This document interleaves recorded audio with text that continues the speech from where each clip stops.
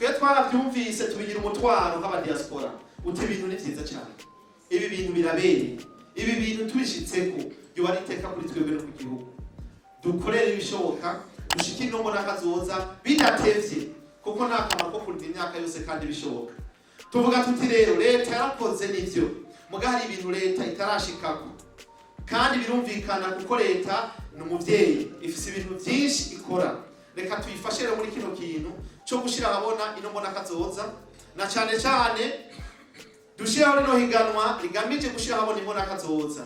Iyo mbonakazoza tuyibona ubwa mbere yacapwe, hari aho murabona yanditse, hari icyapa murabona cyanditse ko imbonakazoza aho mwaciye hose, hari aho mwabonye imbonakazoza ko ari ikintu ciza. Rero ntawe udomeka itara ngo aryubikeko umubehe, arishira habona ngo riboneshereze abantu bose. Ni Bibiliya sije nabivuze ko ari ikintu ciza.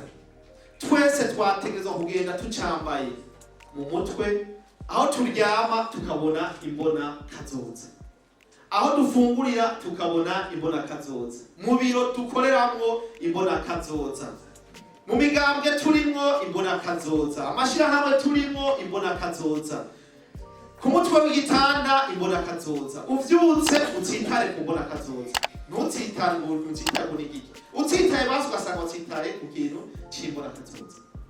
Umunyamahanga yinjiye mu gihugu c'Uburundi abona ati imbonakazoza y'igihugu c'Uburundi rube ururirimbo ku bantu bose bazi gucapa. Umwana yiga gucapa yige acapa imbonakazoza. Niyo ntumbero ya mbere twashizemwo gucapa. Gucapa kubera iki?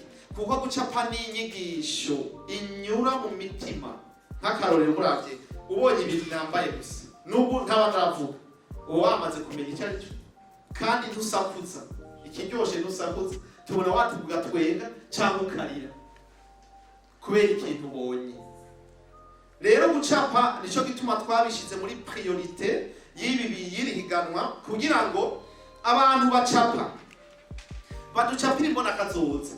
Igicapo ca mbere mu ntara, muri iyo ntara nyene tubone kiriyo igicapo ca mbere kwego rw'igihugu gikwire mu ntara zose z'igihugu. Tubone ico gicapo dutwenge, tuvuge tuti Burundi buratunze. Uburundi buratunze bwaremye umwana yacapye kino kintu. Uburundi buratunze bwari umushinga na mupfasoni, umukenyezi, ugwaruka yashoboye gukora kino gicapo gituma twese tukiravye turyoherwa, maze kabe n'akaryohero ko guteza imbere uwo mwana azi gucapa, uwo mukenyezi, umupfasoni, kugira ngo n'amakunga bugomwe ati umuntu yacapye kino kintu nakwiye kunywa mu Burundi gusa, yocapa n'ibintu vy'akarere, yocapa n'ibintu mpuzamakungu, oni n'ibindi. Nuko rero twashizemo iyo mbonakazoza tugashira ngo tuyicape. Abayicapa rero tukavuga tuti bayicape bisunze icivugo twubake Uburundi bw'ejo mu guhindura ingendo n'inyifato twishimikije ubumwe, ubumenyi n'impano. C'est très important ko twubaka ubwo Burundi rero twishimikije ico civugo. Abacapa rero tugomba ko bacapa bisunze iyo terme. Duhindura ingendo d'abord. None ubu tumeze gute? Ejo tuvuga tugomba ko tuzoba twahinduye iki? Kuko icerekana ko umuntu ariko arahindura ingendo n'inyifato nuko ahindura ivyo yaramaze imisi arimwo agatangura bishasha. Mu gihe atakintu na kimwe, Bibiliya ivuga neza ngo abakristo barahinduye ingendo. Bavuga ngo nimwagirira neza bagirira neza gusa, muzoba muzanye ikigishasha. Abapagani bo ntibabigira. Rero nka Bibiliya twerekana tuti va muri ibi kugira uwa Kristo. Uri mu Isilamu nawe va muri ibi uruyo. Natwe naho niba turi mu mbonakazoza rero tuba bashasha. Twavuga tuti twataye ingendo igayitse, tumazemo iminsi dutandukaye ingendo shasha. Iyo shasha nayo niyo rero tugomba kugaruka ko ku mbonakazoza.